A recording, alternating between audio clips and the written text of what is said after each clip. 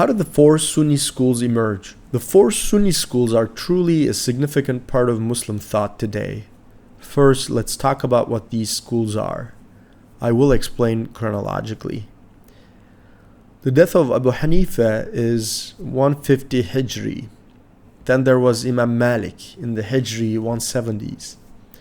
The death of Imam Shafi was between the years 204 and 205. Of these four-mentioned schools, the last, Ahmet Ibn Hanbal, died in 241 Hijri. If we follow the chronology, the Hanafi school, the first of the four schools, was not present in Abu Hanifa's health. After Abu Hanifa passed away, a number of his students, such as Abu Yusuf Abbasi, took part in the government, allowing the Hanafi school to spread more easily in different parts of the lands Abbasids reigned in. In other words, after Abu Hanifa passed away, a school which we call the Hanafi school emerged. This is a very important finding.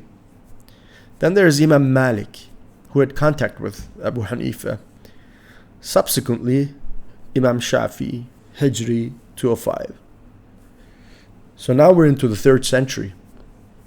Later in Hijri 241, Ahmed ibn Hanbal. The coexistence of these four schools together wasn't until the second half of the 3rd century. When did the dominant perception of the four schools develop in society?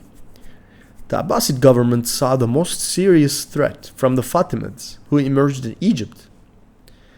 Despite the Fatimid spread, Salahudin Ayyubi, Ayyubids and Seljuks sought a resurgence against the Shiite spread. In modern terms, we call this consolidating your base. In order to hold the Sunni base together against the Shiite expansion, to unify it and keep it strong against the Shiite expansion, these four schools have been further reinforced for a political purpose after the 4th century Hijri.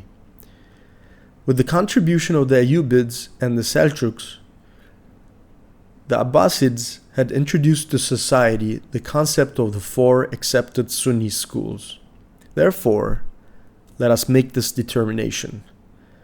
Although the four schools' grounds appear to be religious, it is essentially political. Once these issues are understood, we can examine the four schools as follows. 1.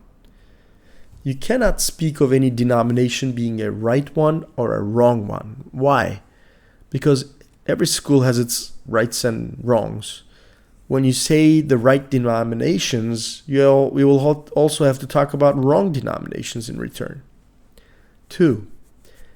When you say four correct schools, you reduce Islam to four schools, which is contrary to the universality of Islam. 3. When you say four correct schools, those who belong to these schools can be interpreted as seen from groups that are saved. This is both against Islam and against human reality. As for a right school, do you see atheist and agnostic people coming out of these schools? It may be so. So do you think among the groups that you do not regard as right, can people come out that are pleasing to God Almighty? Yes, they can. So instead, if you think of Islam through its common denominator, the principles within the Quran, you can say that the beliefs of individuals can be right or wrong, rather than saying that schools are right and wrong. Moreover, Islam's understanding of freedom does not give anyone the right to question the faith of anyone else. La ikraha fi din. There is no compulsion in religion. This verse, chapter 2, verse 256, is a truly universal principle in these terms. You cannot force anyone to enter any religion or Islam. You cannot force anyone to fulfill the orders and prohibitions of Islam and its worship practices. God Almighty has not authorized anyone to question the faith of another. For these reasons, we need to reconsider the notion of the four correct schools. What is essential here is to build consciousness of the common denominator of Islam and to see the schools as a fact. If we can see it that way, different interpretations and different insights of these schools will open up the horizon for us, and we will have the opportunity to benefit from them.